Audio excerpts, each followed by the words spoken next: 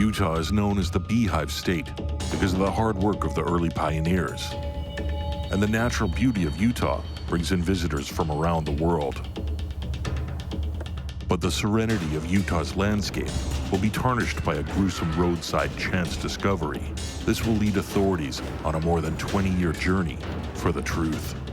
To have it just go cold, it's frustrating. Sometimes it's really tough to get that news or to get to that point where you're stuck.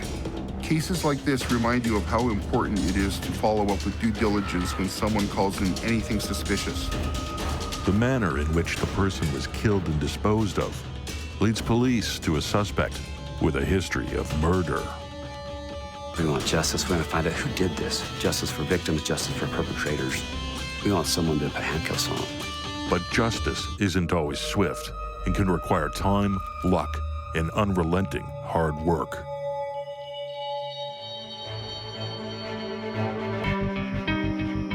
The unsolved ones, we have to stand up and approach these cases in a way outside the box. Let the world know, just for those out there that did commit a murder, there are people that are coming after you. There's just a lot of good people trying to do the right thing. Because it's something that you have to be passionate about. Solve this, bring some peace to the family at least. Just doing my job.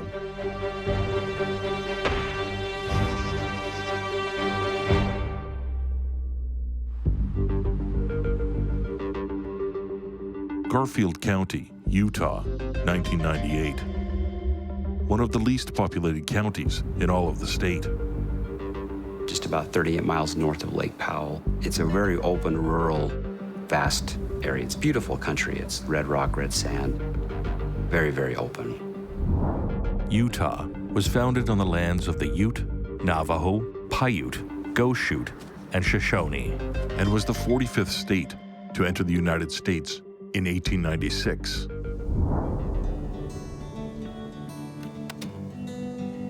But just over 100 years later, in 1998, excitement was building as the state was preparing to host the 2002 Winter Olympics in Salt Lake City, which prompted improvements to building and infrastructure, which meant more workers were required. Yeah, Utah's grown quite a lot since then. Population, it's really definitely grown. And Salt Lake City itself, I guess, maybe hasn't changed that much. The outlying areas have really grown. You have a lot of outdoor things to do. And it's just a nice place to live. It really, there's good people here. It's a good culture. Growing up here, that's why I've stayed. Utah's population grew to more than 2 million people, and with it, the murder rates increased almost 10%. And firearms were used in almost 60% of murders. On average, there was a new homicide every 6 days. In April of 1998, a couple takes a peaceful drive along Route 276 in Utah, about 40 miles north of Lake Powell in Garfield County near Maidenwater Spring. This particular place was a 2-lane highway and not a lot of traffic. And really the biggest reason people travel that road is to go to Lake Powell, which is a big recreation, which is beautiful. Lake Powell's amazing. The couple is unfortunately about to make a horrific discovery. There were 2 people in a vehicle, a husband and wife, just driving along on a nice spring day. And they looked off the side of the road and saw something that caught their eye. What they could see was a sleeping bag, and obviously looked odd to them, so they stopped, and they discovered that there was a body that had been wrapped up into various layers. So they called police. The sheriff's department responded. When we receive a call to investigate something suspicious, you have to assess the situation, then evaluate the method by which you were contacted before investigating. It's easy to brush off something that could be a duffel bag or something similar, but cases like this prove the importance to follow up and see for yourself. The driver of the car reports to local police the strange object they saw on the side of the road. That was the discovery of the body. At this time, she was a Jane Doe, unknown. The investigation began, and they utilized the assistance of the State Bureau of Investigation, and they worked it jointly right from the beginning. The body of the unknown victim is moved to the Utah State Medical Examiner, So the body of a woman that was discovered, she had been packaged in multiple layers of plastic, duct tape, tied with rope, a sleeping bag, carpet, more rope. So it was very intricately wrapped, packaged, layered.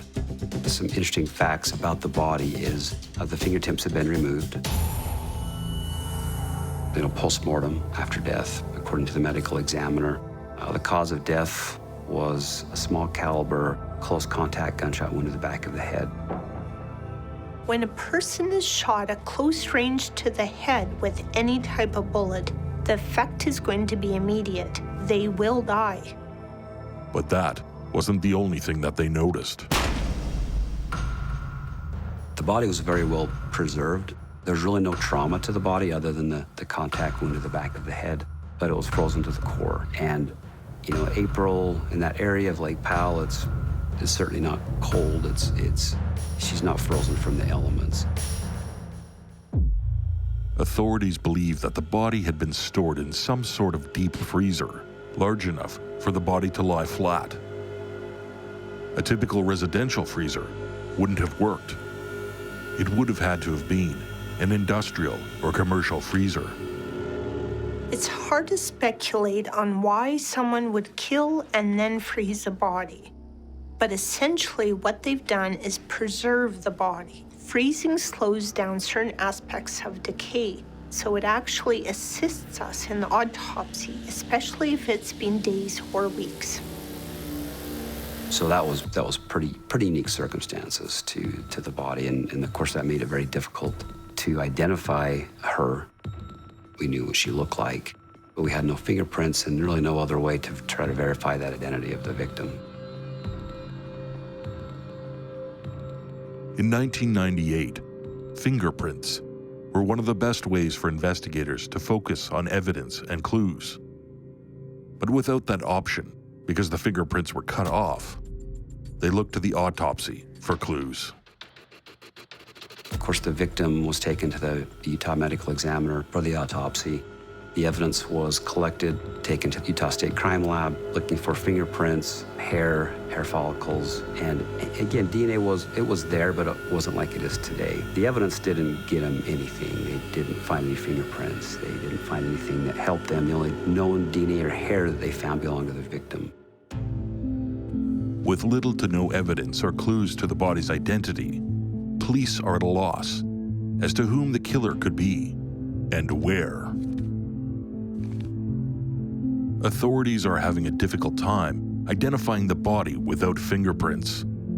There are various ways for a medical examiner to identify a body.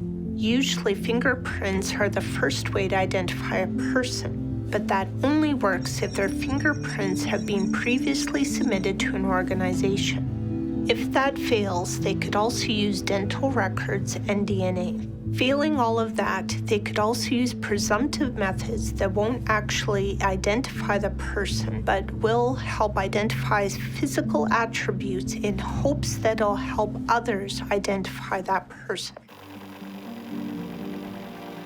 With few leads to help identify the victim, authorities reach out to the public for assistance.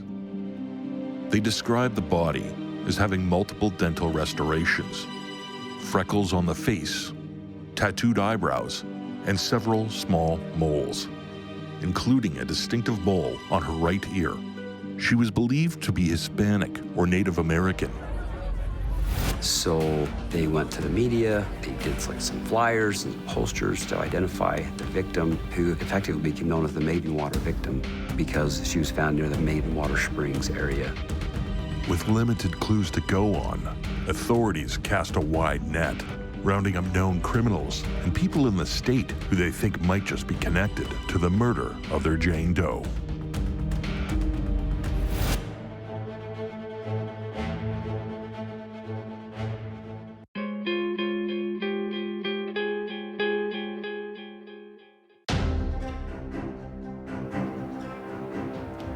A couple driving along a southern Utah highway spots something peculiar on the side of the road.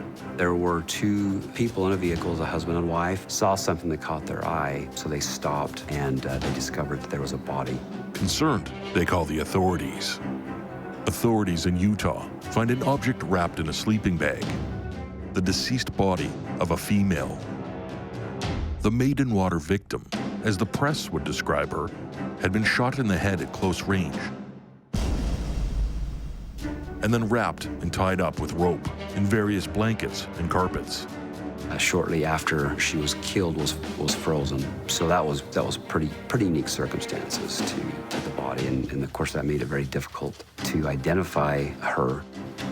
Another roadblock in finding the identity of the Jane Doe and the killer is where the murder actually took place. Was it in the state of Utah or another state and then discarded in Utah? It's very difficult with limited clues and evidence. It's there, you know it, and sometimes it's a new approach that can revive an investigation. The key is not to be discouraged by the lack of evidence, remaining confident that you are qualified to work the case and determined to solve it. Despite having previously been frozen and inadvertently preserved, authorities are no closer to an ID for the body, as the fingertips were cut off at a right angle, robbing investigators of one of the quickest ways to identify a body. The evidence was collected, taken to the Utah State Crime Lab, looking for fingerprints, hair follicles. Again, DNA was there, but it wasn't like it is today.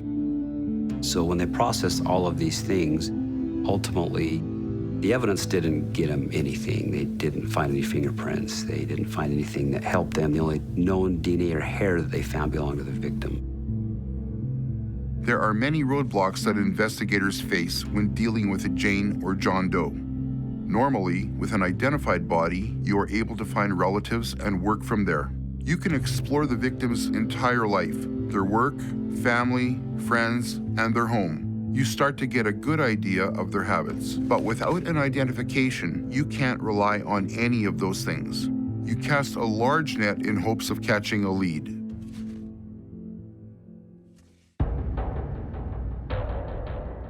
Casting a wide net, authorities round up known criminals and people in the state who might be connected to Jane Doe's murder. Unfortunately, not one of the 12 suspects were proved to be connected with Jane Doe. They did develop some potential suspects in regard to this case. However, they were all ruled out. They conducted some interviews, they executed search warrants, and ultimately they could not tie any of those individuals that really had no connection to this death. Working all of those different angles and aspects that were known and available to law enforcement at the time were done, and they worked jointly with the Sheriff's Department and the State Bureau of Investigation. But ultimately, the lead's exhausted and it went cold. You can view letting persons of interest go free a couple of ways. First off, it's disappointing. It doesn't matter if it's one person or 12. It's frustrating to let a suspected person go. However, you also ruled someone out. This does help in the investigation because the list of suspects is narrowed down. Because the victim was Hispanic in appearance, investigators contact various Catholic dioceses and parishes in Utah, Colorado, and Mexico to see if they are aware of the missing person fitting Jane Doe's appearance. You really have to follow up on every lead that comes in. When there are no leads, you have to dig deeper and create different approaches of investigation. This is a job that demands you try everything you can to find justice for the deceased. Investigators are having a difficult time finding any real leads in the case. There's a certain protocol to follow when investigations cross state lines. You have to work with local authorities and keep them informed of your actions and objectives. This ensures there's no miscommunication and everyone is working towards the same goal. They just got to a point where they exhausted all of their leads and really had nowhere else to go with that. Another thing hampering the investigation is the location of Utah itself, as it shares borders with 5 other states: Idaho and Wyoming in the north, Colorado in the east, Arizona in the south, and Nevada in the west.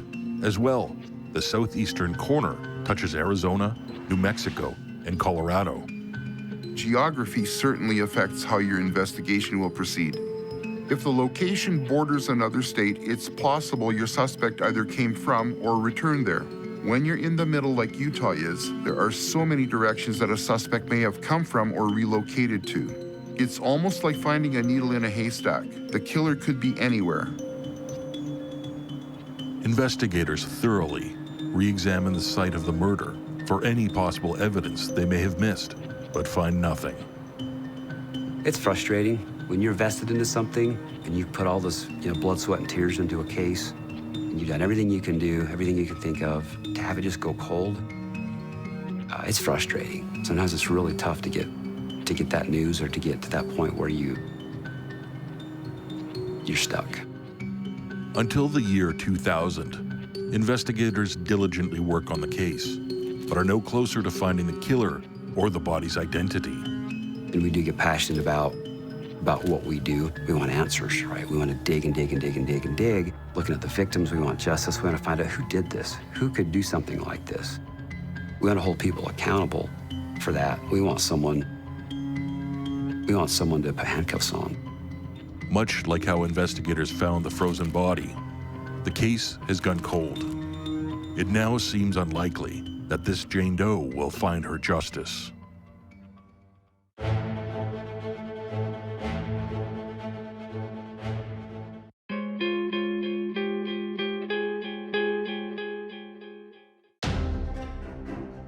The body of an unidentified female was found on the side of a southern Utah highway. So the body of a woman that was discovered, she had been packaged in multiple layers of plastic, duct tape, tied with rope, a sleeping bag, carpet, more rope. So it was very intricately wrapped, packaged, layered. When authorities discover the body, it is extremely cold, indicating the body was kept in a freezer for some time before being left on the side of the road. So she had been in some type of a deep freeze.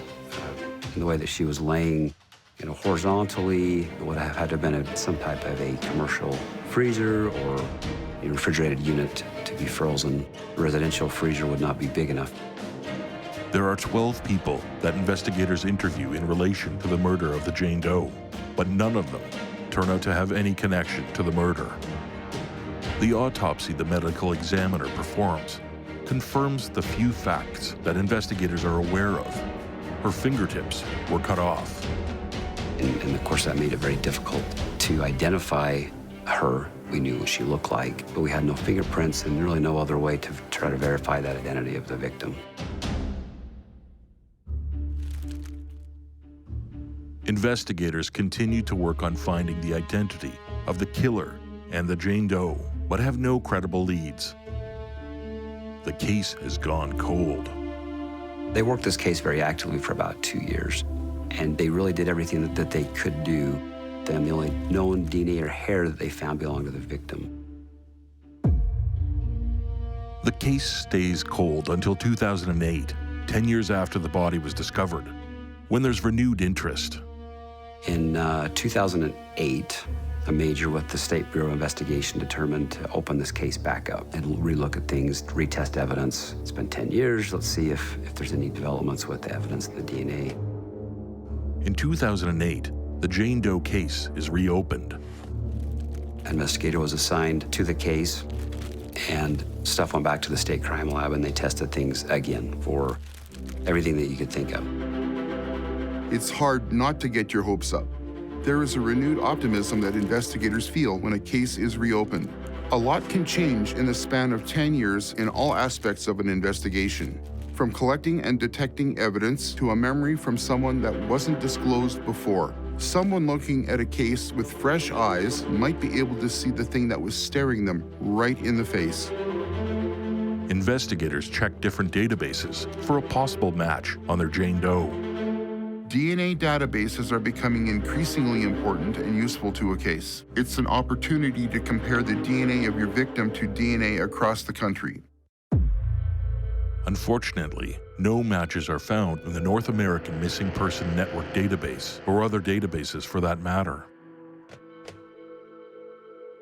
By 2011, things are looking bleak for investigators, as every avenue they have pursued so far has come up empty. There is genuine excitement when you get a new lead on an old case. Officers never forget that somewhere there is a family and friends missing a loved one. You want to be the one to tell them what happened. It's discouraging when all those new leads don't pan out. But soon, the cold case is about to get some promising news.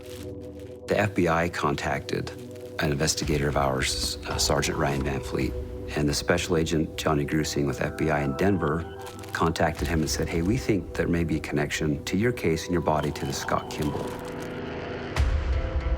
For the first time in 13 years, there is a solid lead on a possible suspect in Colorado and the murder of Jane Doe in Utah.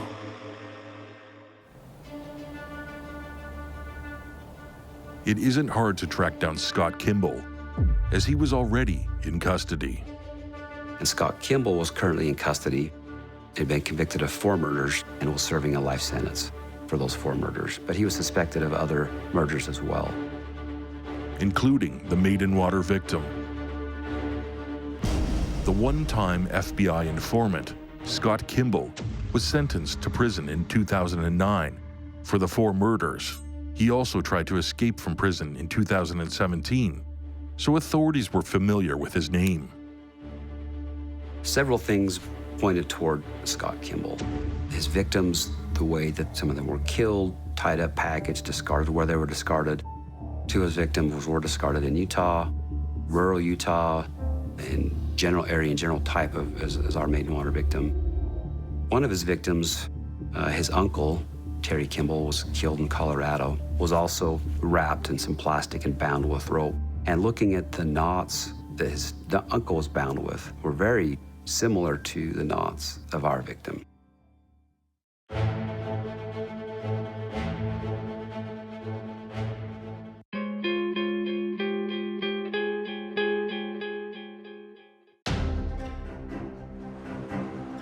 The unidentified body of a woman is found along a Utah highway, wrapped up and tied with rope.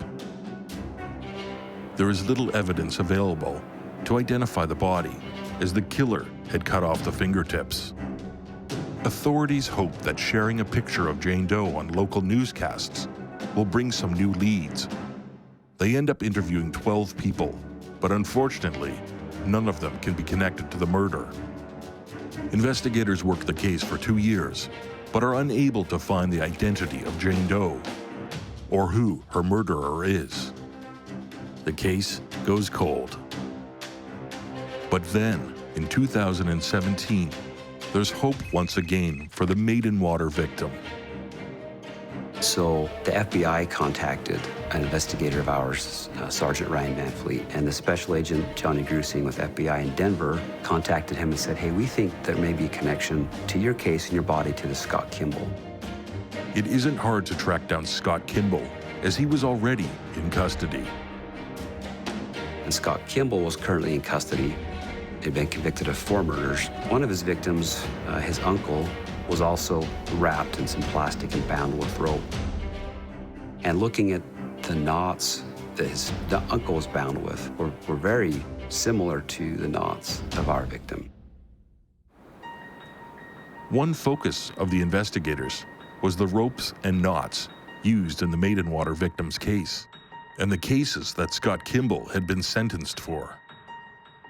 So actually the FBI recommended a knot expert who could take those knots and analyze them. And we did. So that's kind of pending, right? And that takes some time. So those ropes become kind of significant that way.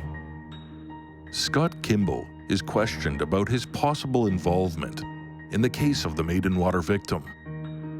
It was a very interesting interview, as you can imagine. We talk about a lot of things in regard to this case. The reason we're here, Scott, is we've had some information coming up on a cold case homicide out of Utah. It was from 1998, Maidenwater, Tickaboo area. Let's be honest. If you had any physical evidence on any crime, you would arrest me. If you had fingerprints, if you had DNA, if you had a witness, if you had any of those things, you would arrest me. But you can't have those because I wasn't there. Ultimately, he wouldn't make any admissions or statements about it and claim he didn't know anything about it. And that before he was just playing games with law enforcement when he was implying he had knowledge or involvement. I knew that if I was going to claim responsibility for things that I didn't do, I'd have to have information about it. It was a way to get out of the situation I was in. It was a way to get attention. It was a way to get a whole different things. And so, in the end, he won. He got me back in this place. It's a control thing. He likes to manipulate and control. So he didn't admit to anything, but it didn't necessarily rule him out for us. Investigators finally get the results back from the rope examination, and it's not good news. Ultimately, the results of the rope more or less were inconclusive as far as, it more or less it didn't help us tie it to Scott Kimball. In 2018, authorities agreed to participate in an episode of the program, Dateline, which will focus on Scott Kimball. Investigators were hoping the 2-hour episode would bring in new clues and leads, because it is shown all over North America. And at this point, they felt like, well, why not? Let's do an episode on Kimball with a tie into the Maidenwater case and see what we get. So that does happen, and Dateline does a 2-hour episode on Scott Kimball, which is very interesting when you watch that. We do a tie into our case here in Utah. My hope was to get some tips, some leads from this. So it goes out, Dateline's a big, obviously national program. Despite the high hopes investigators had for the show, after the episode airs, no tips came in. Investigators are disheartened that no new leads came up after the episode. Weeks later, they send out a media release to local news stations. So we wait a couple weeks and we do a local media release with what we had to, again, draw attention back to this case and to this victim, still not identified. The photo of the victim's face that we had it was a picture the medical examiner taken. It was just of her face. It wasn't gory or graphic. Had never really been released to the public. And we decided, well, let's, trying to release sketches and it just it's not the same. Let's release her photo and see if anybody recognizes her. So we do. We do this media release, and this is now in September of 2018. Finally, investigators get a real tip. A woman from California is doing her own research on the Jane Doe case and finds something interesting in the NamUs database. The NamUs is a national database managed by, ultimately, the U.S. DOJ, Department of Justice. And it's for missing, unidentified people, unidentified, unsolved murders. She had been entered into NamUs, the Maidenwater victims, since 1998. This is one of the first cases from Utah that was entered into the database. Initially, I get this tip from this female in California stating that she had seen our photograph and then a photograph in NamUs that had been released from Youngstown Police Department in Ohio of a missing person from 1998. She's been in NamUs this whole time. Why had this connection ever been made? Why had we not made this connection? We would quickly determine why that was the case, because a detective in Youngstown, Ohio, David Sweeney, was working on cold cases as well. He was taking upon himself to update some other cold cases, missing persons. One of the cases he looks at is this missing person from Ohio from 1998. Her name was Elena Reyes Geddes. The amateur sleuth from California had noticed a mole on the upper arch of the slain woman's ear in the picture from the database. One of the things in particular was a mole that was in our victim, the upper right ear. In the ICE photograph, it just so happens that they have them turn their head to the left. You can see her right ear, and you can see a mole in her ear. And our photograph that we released, you couldn't see that. We knew it was there, but in seeing that mole, it looked very promising for us. So there's a good chance that this is our victim.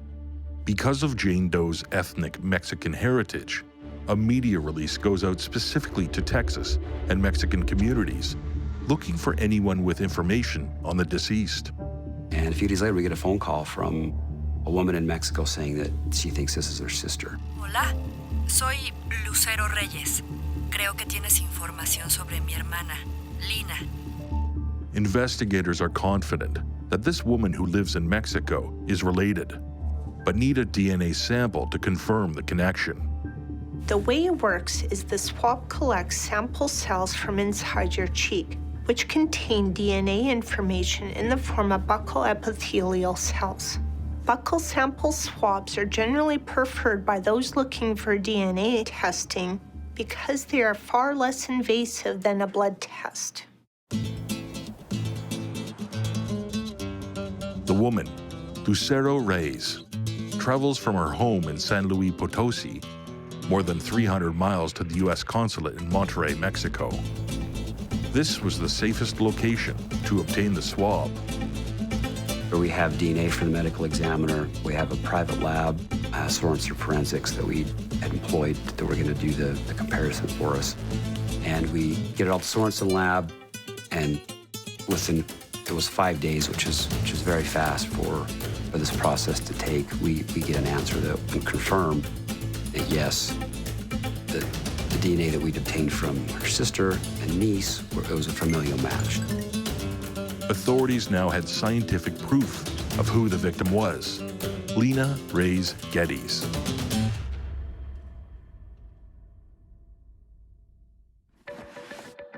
Now, they have to focus on who the killer was, and that brings them back to the rope that was used to tie Lena up.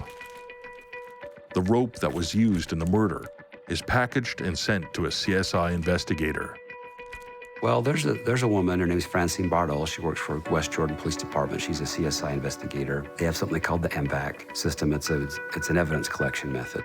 So she tells me about MVAC and that maybe we could MVAC this evidence, like the rope.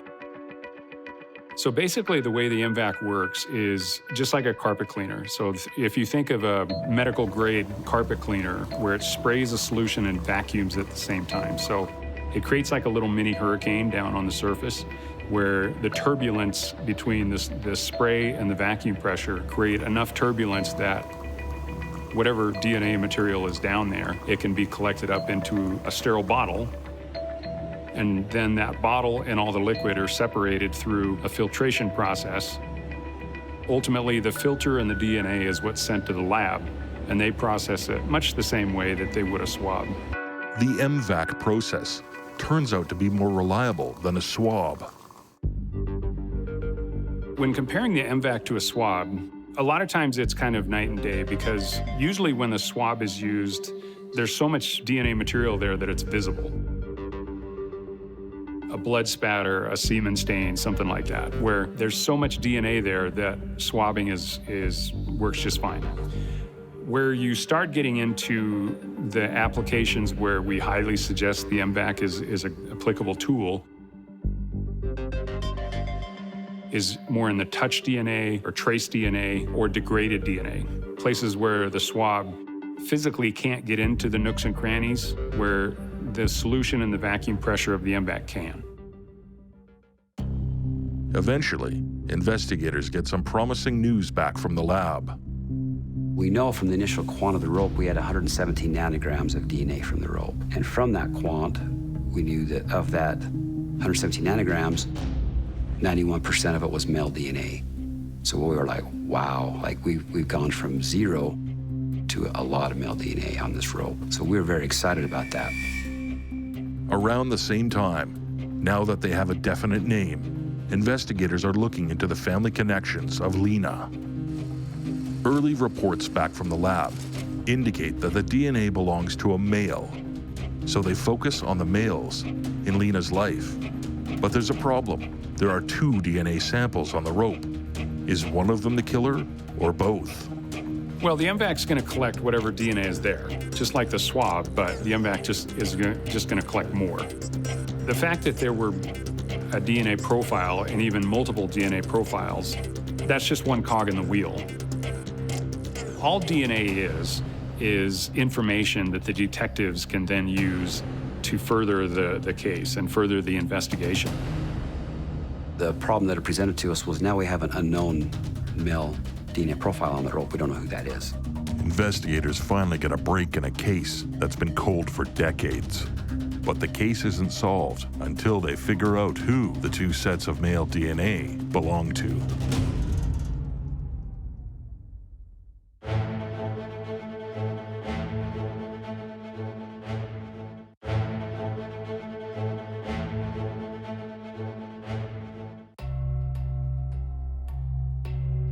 It took 20 years to identify the body of Lena Reyes Geddes, who was murdered in Utah in 1998. It's taken another 4 years for investigators to get a suspect. So investigators at all levels have to be super careful about depositing their DNA. You know, it goes all the way back to when DNA was first coming onto the forensics market and the forensics scene, where they started finding a certain profile all over the country, and they realized that it was the lady at the packing plant that was packing the swabs without using gloves or whatever, but her DNA was showing up at all these crime scenes. Well, every investigator, anybody that ever handles evidence or is even anywhere close to evidence, especially as sensitive as the DNA is now, even having a conversation over the top of evidence, you can be contaminating that evidence with your breath. So to handle evidence without gloves or without a mask is just, nowadays, you just can't do it because your DNA is going to end up there. So the last thing we as a company, as MVAC Systems, ever want is to have our DNA show up at a crime scene. Eventually, the lab is able to rule out one of the DNA samples. It was from a not expert that previously worked on the case. Police have to find out who this final DNA belongs to. There's a person who's been previously interviewed on Lena Geddes' disappearance, but not her murder. Could it have been him this whole time?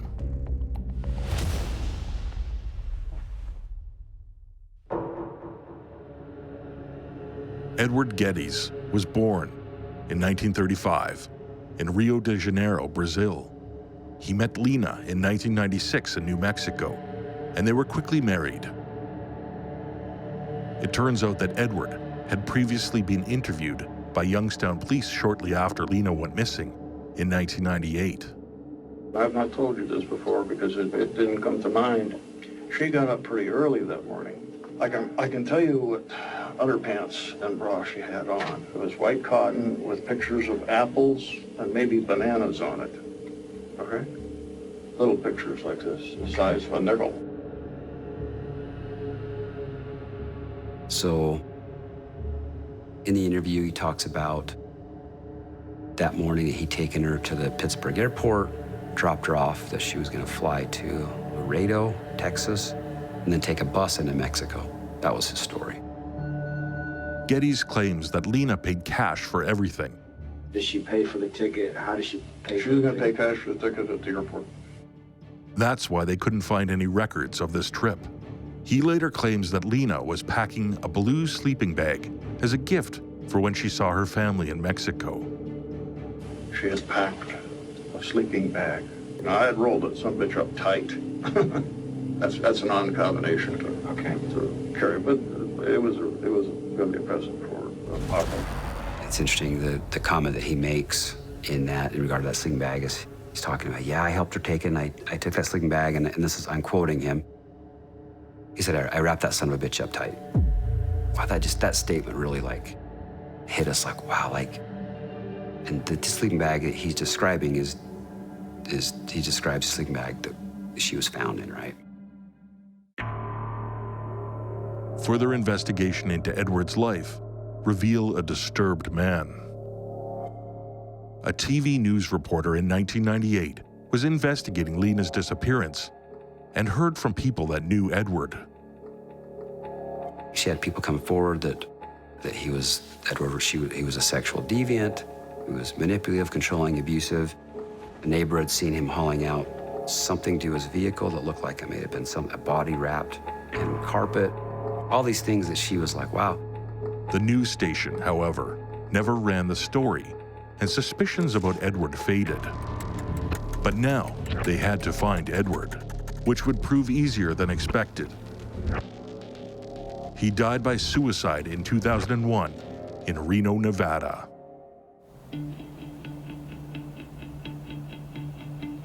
With one DNA sample retrieved from the rope with the MVAC system, now they had to verify that it was Edward's. We're getting DNA from family members of Edward Geddes, and all this takes time. We've now collected there's 2 of the 3 samples that we've collected from family members. There's a 3rd one that we're waiting on that wouldn't give it to us by consent. Authorities struggle to get a search warrant for the 3rd DNA sample, but they eventually do get the sample. Now, we know the only DNA left on that rope was that of Edward Geddes.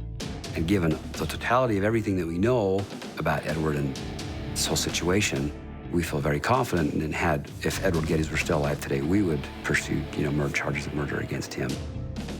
It leaves an empty feeling when the murderer dies before you can get to them. You desperately want justice for the family. They want to know why it happened to their loved one, but unfortunately, it's an answer we can't give. Investigators can only speculate as to why Edward placed the body of his wife in Utah, possibly because he had no ties to the state.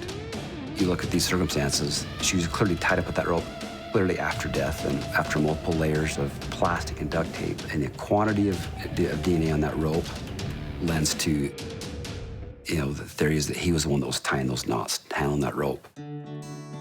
The case of who murdered Lena Reyes Geddes is now solved and will be taken out of the cold case room 24 years later. I mean, it's certainly not what you would call, I guess, justice in that regard, but it's the best we're going to get in this life. I've met with a lot of victims' families, as well as detectives and crime scene investigators, lab personnel, that they're so emotionally invested, as well as just doing their job, but at the same time, being able to help them, help the victim, and the victims' families, it's so fulfilling. It's impossible to describe. That was amazing. That was incredible. Something I've never experienced before, and it made all the hard times worth it. All the frustrations, all the dead ends, all the no, all the times you strike out, made it all worth it. And it gives you, let's keep doing this. You have to try, and you have to give every ounce of justice that we can in this world to the victims, to their family, to the perpetrators. And I feel, to this point, like it feels amazing.